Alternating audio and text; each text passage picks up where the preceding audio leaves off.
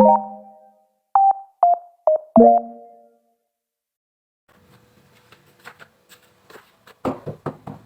Bu. Iya, mari silakan duduk. Selamat pagi Bu, saya Syafa Nawalia sebagai konsultan gizi yang membantu Ibu pada hari ini. Kira-kira kalau boleh tahu nama Ibu siapa? Saya Natasha, Bu. Ya Bu Natasha, ada yang bisa saya bantu? Jadi begini, Bu. Saya ingin berkonsultasi tentang makanan pendamping ASI yang cocok untuk anak saya, Bu. Untuk anak Ibu ya. Kalau boleh tahu apakah anak Ibu sedang ada di sini? Iya, Bu. Benar, anak saya ada di sini. Namun sekarang sedang ada di ruangan untuk dirawat karena seminggu belakangan ini, Bu, anak saya sakit pilek, Bu. Dan nggak kunjung sembuh. Jadi karena saya takut, saya bawa ke rumah sakit begitu, Bu. Ibu sedang dirawat di sini ya. Apakah ada yang menjaga Ibu? Ada kok, Bu, ada. Ada suami saya dan juga babysitter yang menjaganya. Baik, terkait hal tersebut kita akan coba untuk memulihkan kembali keadaannya.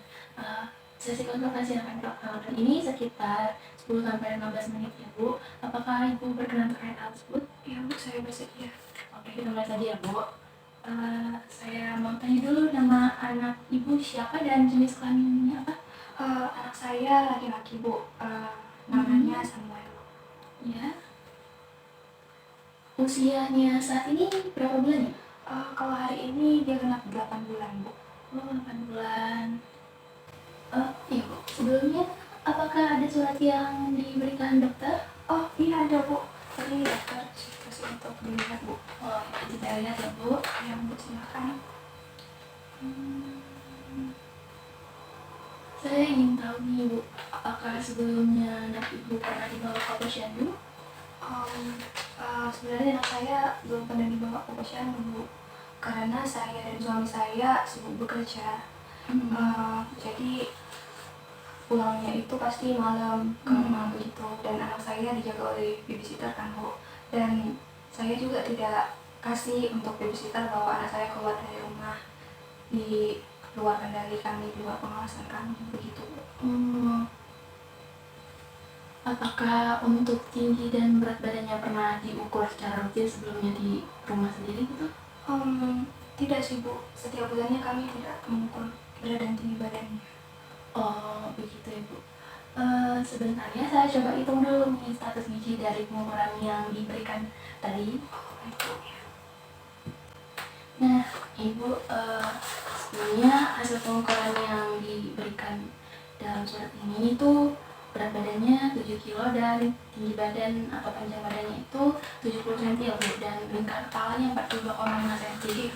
Nah setelah saya lihat di aplikasi untuk lihat status gizinya, itu didapatkan Bu kalau ternyata angka panjang badan terhadap usia itu sebenarnya sudah cukup baik. Begitu pula dengan lingkar kepalanya terhadap usia itu cukup baik juga. Namun ini masih ada sedikit permasalahan di bagian berat badan terhadap panjang badannya Bu. Jadi berat badan itu nggak sesuai dengan panjang badannya. Anak Ibu memang sudah bertumbuh tidak sesuai usianya, itu kan dilihat dari panjang badannya tadi sudah sesuai. Namun memang berat badannya masih kurang. Jadi kita memang perlu untuk meningkatin berat badannya. Begitu ya, Bu. Jadi kira-kira itu bagaimana, Bu? Untuk hal tersebut kita coba naikkan berat badannya ya Bu. Apakah Ibu setuju terkait hal tersebut? Iya, Bu, saya setuju, Bu. Saya akan dukung apapun yang terbaik untuk anak saya, Bu. Ya, bagus sekali ya Bu ya. Sebelumnya saya ingin tahu nih, apakah sampai sekarang tuh anak Ibu masih diberikan ASI? Kalau untuk diberi ASI sudah tidak, karena sejak usianya 3 bulan lebih, saya sudah tidak produksi ASI lagi, gitu, Bu. Jadi sudah tidak dikasih ASI lagi, begitu, Bu. Oh berarti dari saat itu apakah Ibu pernah coba untuk stimulus biar ASI-nya keluar lagi gitu dengan cara mijit mamanya atau sebagainya gitu? Pernah sih, Bu. Saya pernah lakukan, namun tidak keluar juga, Bu. Dan mungkin saya sudah tidak produksi lagi ASI, Bu. Tidak apa-apa soal itu. Apakah ada sesuatu mungkin entah makanan atau minuman yang Ibu berikan semenjak saat itu? Oh iya, Bu. Jadi sejak itu anak saya diberikan susu formula sekitar 120 mili, em, sekitar 3 sampai 4 jam begitu. Oh, berarti dalam seharinya anak ibu konsumsi 6 kali sehari ya Bu susu formulanya? Iya. Lalu apakah ada makanan atau minuman lain gitu yang diberikan Bu? Em, ada sih Bu. Biasanya anak saya itu makan pisang, alpukat, kemudian pure kentang dan pure ubi Bu. Begitu. Apakah ada makanan lain Bu? Atau hanya itu saja? Hanya itu saja sih Bu. Oke. Kita coba untuk menaikkan berat badannya ya Bu, seperti yang saya bilang tadi. Nah, untuk menaikkan berat badannya tentunya kita harus menambah asupannya Bu. Nah, asupan ini kan didapatnya dari makanan dan susu tadi ya sebenarnya. Apakah ada makanan atau minuman lain yang diberikan Bu ke anaknya? Sejak sebulan yang lalu, babysitter saya memberikan pisang, alpukat, kemudian pure kentang dan pure ubi sih Bu pada anak saya. Berarti sejak 7 bulan sudah diberikan makanan ya Bu? Sebenarnya saya kurang tahu kapan harus kasih MPASI Bu. Dan babysitter saya berinisiatif saja Bu berikan makanan tersebut kepada anak saya, begitu Bu. Ya, untuk pemberian makanannya sendiri bagaimana ya Bu? Biasanya anak saya makan 3 kali sehari Bu, Ya. kasih babysitter kan. Dan untuk jumlahnya itu sekitar nggak banyak-banyak sih Bu, 2 sendok makan. Dan teksturnya itu juga tidak terlalu padat, sedikit lebih encer begitu Bu. Itu apakah ada makanan lain yang diberikan Bu selain pisang, buah-buahan dan pil tadi? Enggak sih Bu, sejauh ini enggak. Oh begitu. Apakah semenjak diberikannya makanan itu ada perubahan terkait pemberian susu atau bagaimana? Iya Bu, sejak babysitter saya kasih makanan, untuk jumlah pemberian susunya juga dikurangi Bu. Jadi 3 kali sehari Bu, tapi jumlahnya tetap sama Bu, 120 ml begitu Bu. Tetap sama 120 ml. Iya. Nah, ini Bu, setelah coba saya perhitungkan gitu Bu, ternyata memang asupan yang diberikan ke anak ibu itu masih kurang dari persentase yang seharusnya diberikan setiap harinya. Begitu ya Bu. Jadi itu bagaimana ya Bu? Saya harus kasih apa ya Bu? Seperti yang saya bilang tadi, karena berat badannya kurang maka kita naikkan. Nah, sebenarnya kita naikkan berat badannya nggak terlalu banyak sekali ya, mungkin sekitar 2-3 ons saja gitu biar status gizinya normal lagi. Nah, kita bisa coba modifikasi pemberian MPASI-nya, kita pertambah lagi gitu. Begitu ya Bu. Jadi saya harus kasih makanan apa aja ya Bu? Saran Ibu bagaimana ya Bu? Dan saya tidak terlalu care untuk harga ya Bu. Yang penting saya kasih yang terbaik untuk anak saya Bu. Oke, nggak apa-apa dari hal tersebut. Saya ingin tahu nih, apakah anak ibu ada alergi makanan mungkin? Anak saya sejauh ini tidak ada alergi terhadap makanan sih Bu. Karena saya dan suami juga tidak ada riwayat alergi makanan Bu. Oke, kita coba ya buat gimana baiknya untuk yang dikonsumsi anak ibu. Baik. Ibu terkait makanan yang seharusnya diberikan itu untuk makanan yang diberikan sama ini sebenarnya sudah hampir memenuhi gitu, karena memang yang dianjurkan makanan untuk diberikan ke anak usia 6-8 bulan itu memang teksturnya agak lunak dan kental gitu. Bisa dengan cara dimakan ataupun dihaluskan dengan blender gitu. Gitu ya. Iya, ini Bu, saya ada informasi boleh dilihat. Nah, di